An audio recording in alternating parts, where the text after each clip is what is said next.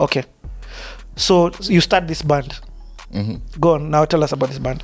The band was really interesting. It was, we were,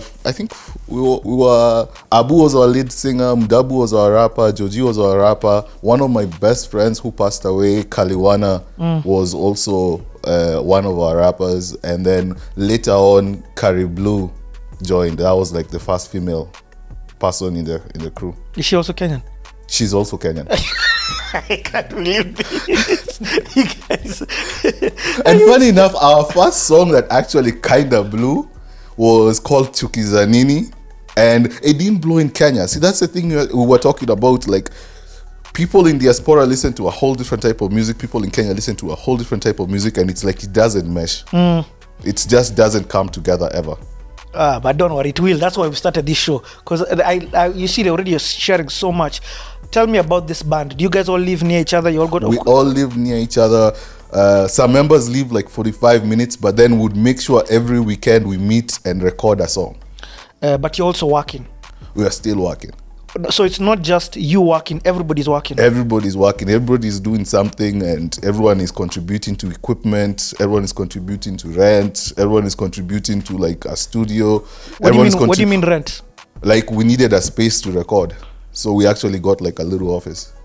Oh. Yeah. So I find that very different from the Kenyan culture, that Kenyans abroad start working very early. Yes. As compared to Kenyans here.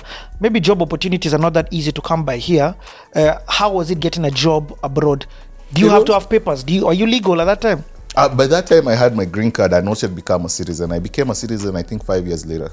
Oh, so you are a citizen? Now I'm a citizen. Good, because we're going to talk about that, because there are a lot of illegal aliens up in that space. And I'm not saying that in a negative way. I'm just trying to say I would like to know the hindrances of that, but we'll get to that. I always tell people, if you don't have papers, stay in Kenya. It's really difficult. It's really difficult. Getting a job, getting anything, even a car, even a house. It's almost impossible. Are you paying rent in the house that you're living in? I'm paying a rent for the house I'm living in, and I'm also paying. Yes. In America, there's no such thing as free as being living for free somewhere. Everyone has to pay. Yo, by the time you're 16, people want you. You'll be given a few bills. So you're paying for heat, or you'll pay for the AC, or you'll pay for the phone bill, or the. You have to pay something. You have to pay something. I love it. So, have you begun? What are you doing with the money that you're making? So I'm hearing you saying band. Yes. What else? We started the little studio. Would charge people studio time to record. That was like my first little side gig.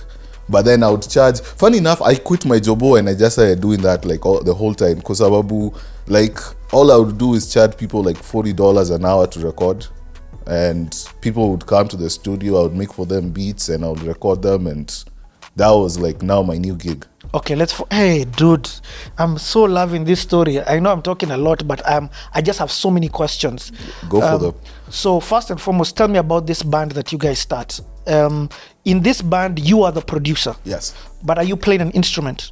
I would play instruments. I would make beats. My mixing and mastering was not so good, and that's when I would take online classes at Berkeley. Just to get a little bit better in terms of recording, in terms of yes, mixing, Berkeley is in Boston. Yes. So you do online classes? I'll do online classes. Sometimes I'll take a certificate class. Sometimes they'd offer free production classes for Pro Tools, and I'll just go there and sit down and listen. So you're sharpening your skill as well? Because I always noticed what really messed me up was the mixing and mastering. The production was not really a problem, but then the mixing and mastering is always an issue. And one thing I always tell people when it comes to music, if you cannot take criticism without being offended, you're never going to go anywhere as a musician. You need to be told this song sucks. And you accept it. And you ask why. What is it about it that sucks? And exactly. Yeah. Like There's some songs you hear on the radio, you listen to it, and you're like, you need to get a new team. These people are not being honest with you. There's something you've said there, Berkeley. For those who don't know Berkeley is one of the most prestigious schools in the world, music schools in the world. So you're telling, so a lot of Kenyans actually try and go to Berkeley, but probably don't get the access or don't have the finances for that. So I was not like enrolled like a 4-year degree. Mine was, I was just either I would pick a specific class or the specific thing that I needed to learn. So I needed to learn my mixing better. I needed to learn my mastering better. So I would just pick that specific class and go for it. There was also another place called Guitar Center that really helped me. They would offer free classes almost every weekend. So every weekend when I'm free, I would always go to Guitar Center and just sit there and literally see someone recording, mixing, mastering, playing an instrument. Keggah, I'm really loving this convo. One thing that you may not know, I actually wanted to be a producer, and there was a time of my life I was a producer. Good. So I was studying Rodney Jerkins, I'm studying Johnny J, I'm studying Jermaine Dupri, I'm All studying, the greats. yeah, I'm like literally studying, but my piano skills weren't too good. Who are you looking up to from a production perspective? Beethoven. What? Bro, have you just heard who I named? Beethoven. Yeah. Beethoven. Okay, dude. I used to listen to symphonies like every day. That's like, I would try to replace symphonies. What? Dude. So is your piano skills like classical playing that good? I can do a little bit on a piano. Scott Storch. Yes, Scott Storch is a genius. yeah. Okay, so that's who you are. But who are you aspiring to musically? Are you not thinking like, man, I need to do this, or you just Beethoven? Just Beethoven. Dude, you're so different. What do you mean, just Beethoven? First of all, Beethoven died years, almost a century ago. He was a musical genius. He was literally, in the most humble way you can say it, he was a musical genius. Okay, explain to me, because I studied classical and I couldn't stand it. What is it about his the complexity of his chords? Aha, I get you. Hey, dude, I'm really enjoying this convo. From a mixing and mastering perspective, because that's another huge one. Yeah. Who then? What benchmark are you trying to get to? There is actually a Kenyan named Felix Mwangi who has mixed and mastered for Whitney Houston. What? Yeah. You see why I'm telling you this show is needed? What? Yeah. I always believe he's the benchmark of music production. In terms of mixing and mastering, there is no one who can beat him. There is a Kenyan who mixes and masters for Whitney Houston. Yes. That's Arista. Yeah. Wow. His name is Felix Mwangi. Still living and breathing. Still living and breathing. Felix, if you're watching this, I'd love to sit down with you. He has done so many songs. Like, if you see his resume, it's unbelievable. So did you know of him at this time? I was introduced to him by a friend, because there's a friend of mine who knew I used to do production in Worcester, and he was doing it in Boston. So there's a friend of mine who linked us up. We just met and we started talking, and I learned so much from him. I cannot even begin to thank him. Man, so are you? He actually mixed and mastered now, Oh, which we're going to come to. Yeah, later on. Because the production, the mixing and mastering of that it's top notch. Straight up. I won't even lie. Hey, Keggah, you're showing me the importance of this conversation. So, are you thinking? Because I know how hard States is. I know how many people are trying to be producers. What makes you get the balls to decide I'm going to go all into this? The thing is, I think I had come too far just to have come too far.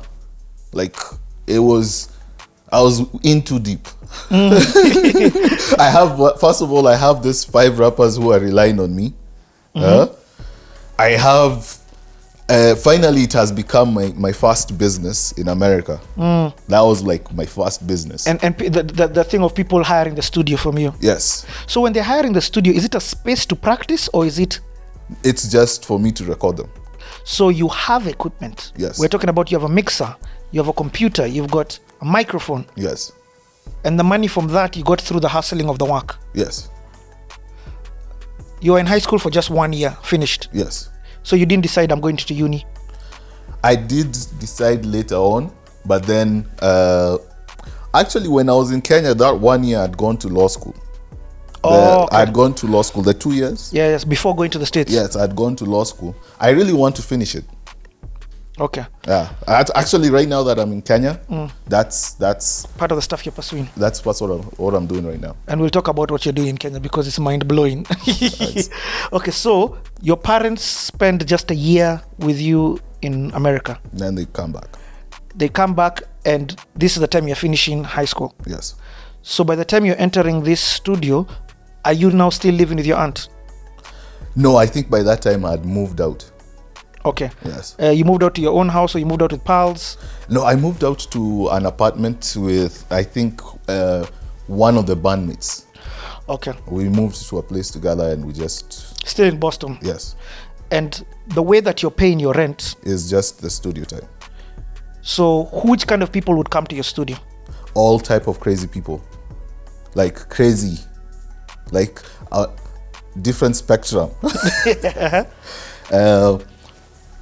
Oh my God, like, but at that time, I had created this little website where you could book your sessions. So like people would go and book in advance, like every day. So like when I wake up in the morning, I would just open my Google Docs and I would be able to see this person is coming at 8, this one's coming at 9, this one's coming at 10, this one's coming at 11, this one's coming at 12. This one has booked the rest of the session. And we're talking about Americans, everybody, different kinds of stuff. I'm dealing with Jamaicans, I'm dealing with Americans, I'm dealing with Russians, I'm dealing with a Chinese guy. And what are you doing for them? The studio engineering. So some just want their vocals recorded. Some guys just want their vocals recorded. Some guys just want a song to be mixed. Some guys just want something to be mastered. Oh man, your production skills your sound engineering skills had really started to grow. Hey, dude, to the point where you are known and respected. How are you marketing yourself? Actually, most of it was totally online. So I would wake up in the morning, put a post on, let's say, Facebook. Put like $20 in marketing. Boost the post. I would do my search engine optimization on Google. So anyone who searches for certain keywords like studio, recording, poster, producer, like immediately my ads would appear in front of them. You are top search ranked. So you used SEO as your marketing, search engine optimization. Yes.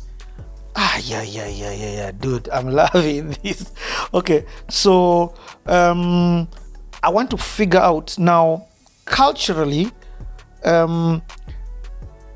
why is the negative influence beginning to affect you? I'm talking about drugs. When you talk about entertainment and this space, there's that negative thing that comes with it. The music entertainment life, and also just different places abroad and even locally. So I'm just asking you, did that now begin playing a role? You see, the thing I always say is you are who you surround yourself with. And if you're surrounding yourself with rock stars, you're surrounding yourself with rappers, you're surrounding yourself with very crazy people, you start seeing all the things they're doing. And the one thing I always said to myself was, if I do what they're doing, they're not going to pay me. Yeah. It was like my one rule at work. Like when it comes to business, I have to be 100% serious. I love it. So from a tax perspective, yes, an IRS perspective, a business perspective, give me an idea of how that landscape is working for your business. So now, how many employees do you have? Do you even have employees? How does that work? You see, the thing about that, and that's one of the biggest differences with production in Kenya and production in America. Production in America is a team. Like if you have a band, everyone takes a job. Me, my job will be to clean out vocals. Me, my job will be to do the marketing. Me, my job will be to set up the mastering equipment. Me, my job will be to clean out the mixers at the end of the night. Me, my job is to be, once Keggah makes a beat, I'll be extracting the stems. What? So you have like, so within the crew, everyone picked little roles. So that instead of paying for studio time, that's how they pay for their studio time. So that's why sometimes you'll hear a song is so big and someone will be like, yo, I also worked on that. Like, I'm the one who cleaned out the stems. So basically all they did was press export. Yes. Yes. But then that was their job, like to make sure all the stems are clean, nothing is clipping. If there's something wrong, the drums have to be perfect. But the mentality in Kenya would be to make more money, do more. Do more. No, this time it's like you'll see if you ever look at a Kanye West booklet, you'll see 13 people. Even the guy who was just sitting in the studio, sitting, and then he said one thing. He said, "I don't like how the drum sounds." Even if they didn't change it, he still contributed, and he's put on the booklet. Yep. Even if a guy added just one word to a song, but that song needs the word "but" over there. That punchline would sound better if you said Obama at the end. That's it. You're added to the list. So how did you learn this? Is it because of the music you're listening to? And are you reading inlays? Well, actually, no. In fact, this is a different era. What do you mean? No, because CDs, it's sort of fading. CDs is fading, but streaming is also still not as profitable as people think. Yeah. No, but what I mean at this time when you are in this, how are you learning all of this, or is it just ingrained in the culture? Funny enough, the one thing that I did to sell the most music is, even for our own band, is that song only has like 10,000 views on Facebook. It was called on YouTube. This was still my failure area. My failure stages. So that song had like only 10,000 views, but we sold like, I would say, over 20,000 flash drives. So you put this the song on a flash drive? The songs, we would always put our songs, like all our band songs, on a flash drive, all our photos, all our stories, everything. And then would go to clubs and literally sell flash drives. Okay, tell me the hustle of selling the music from a state's perspective at this time when you were doing this. So instead of like selling discs, a lot of people just have this USB things in their cars. So everyone just used to buy the flash drives, even if it was just for $10. But then, even if you sell 1,000. So how are you? So you guys had a whole album. You've made $10,000. Your band was called who again? Jobless Corner. Jobless Corner. So that's so Kenyan. so you guys had like a full album, an EP, or it was an album? A full album. Okay, so your first album, you tell me about the marketing and the selling of it. Did you get any radio airplay? Not in America, not in Kenya. But then there were specific blogs. In America, there are specific blogs that people read a lot that give news about the diaspora. Such as? Ajabu. Mwakilishi. Samrak. So we linked up with a lot of blogs that would actually talk about our music and give download codes, and sometimes would actually go and ask the DJ to play the song. And when the DJ plays it, he tells the people, like, you can actually buy the whole album right there. So it was really like guerrilla marketing. Yeah. But I love it. So what would guys buy? Like, that's what I was saying. Like, if once you'd sell, if you sell 1,000 for 10 bob, that's for $10. $10 or 10 shillings. $10. Yep. You sell 1,000, you've made 10,000. That's 1 million Kenyan shillings. Yo, and you guys sold like about how many? I would say some of them were going for 5,000. Some EPs went 10,000. Like, and you're selling this to the Kenyan community? We're literally going state by state, traveling. Hold up, dude! You guys. So this band was a working band. It's not a hobby. You keep saying high school. Like, in my mind, I'm thinking, it's just those high school bands that guys were. No, this was your first career move. This was my first career move. So you did tours of different states. Yes. And you're touring the Kenyan communities or Kenyan communities while working with Kenyan DJs. There's that many. So there are that many Kenyans. Like when Nonini comes on tour, he literally goes state by state by state, moving from one city to another. States is big. Yeah. So man, this thing is so good. It's so good to get to understand the workings of a different place. So you guys plan this tour. I mean, you guys are Boston based. Yes. So give me an example of the tour that you guys took, and how are you connecting with these different DJs and promoters? Who is it? I would say one of my best DJs is called DJ Kichimbi. And he knows almost every DJ. He has a WhatsApp group with every DJ in America. If you want to ever do anything in America, talk to this guy called Kichimbi. He would organize a lot of things for us, and he was really, really helpful. Like, we would go to towns we've never heard of, like Lowell. Like Lowell like you don't even know where you're going. And then you find a Kenyan club and you start selling. So you did the Kenyan tour circuit. Yes.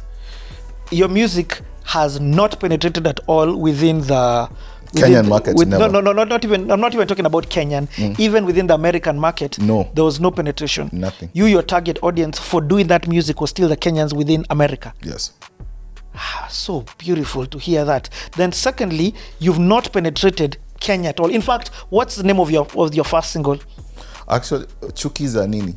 Chuki Zanini, eh? Yes. Chuki Zanini is the one I'm about to bang right now. Chuki Zanini. This is Agent Edwards, Immigration Customs Enforcement. Can I help you? Hello? I'd like to report the location of an illegal immigrant. Jobless corner. Bongela beat. Mambo ya Keggah. Abusinia. Dabu. Chuki za nini jamani? Yeye kanipenda nami nampenda sana. Chuki za nini jamani? Yeye kanipenda nami nampenda sana. Mtasema, mtachoka, mtachoka. Mtasema, mtachoka, mtasema, mtachoka. Mtasema, mtachoka. Mtasema, mtachoka. Toto kanipenda nami nampenda, chuki ni za nini walimwengu? Toto kanipenda nami nampenda, chuki za nini? Pilipili ni ya shamba, we kijana ya kuwashia nini? Pilipili ni ya shamba, we kijana ya kuwashia nini? Chuki za nini jamani? Yeye kanipenda nami nampenda sana. Chuki za nini jamani? Yeye kanipenda nami nampenda sana. Mtasema, mtachoka, mtachoka. Mtasema, mtachoka, mtachoka. Mtasema, mtachoka, mtachoka. Mtasema,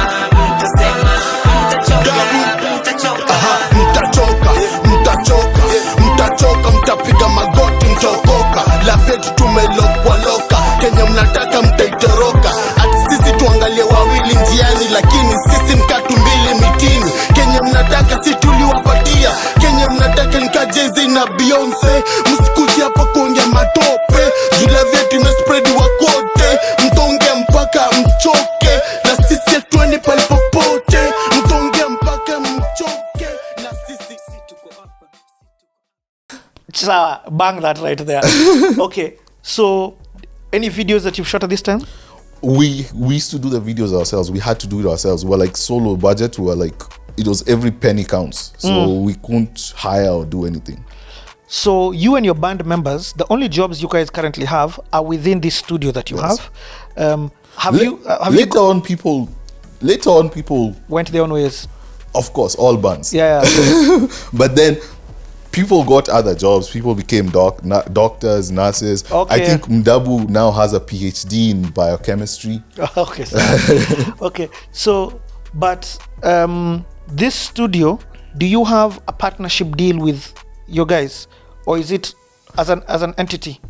At that time, and I always say this, there's a very big difference between doing music as a hobby and doing music as a business. At that time, it was still a hobby. Aha, okay, so It was still not yet a business. okay, but then there was revenue being made from the There was still revenue. People are still making money. and who was paying people at the end of the day? Eventually, we had to do a split. Aha. Okay. I remember like there were shows Abu would go and would get paid. Abu used to be the most booked artist. I don't know why. Like everyone every time some people had like a little function, they would always book Abu. But why Abu and you guys are a band? Or Abu decided to go solo? Abu didn't pulled go a Beyonce. solo. He pulled a Beyonce. I think I pulled the Beyonce. I jumped ship. So, but Abu, they would see him within the group and they would call him solo. Yeah, he had like a really beautiful voice. Aha, okay. Yeah. So, but the thing that I'm hearing very major from you is that you are literally a Kenyan within America, but then within a Kenyan community within that America. Yes. Can I ask about having conversing with the non-Kenyans? I'm trying to figure out, are you telling me all this time you are in America, but you're only submerged within the Kenyan community? I think honestly, for my first few years, I was submerged within the Kenyan community. Whoa. Okay.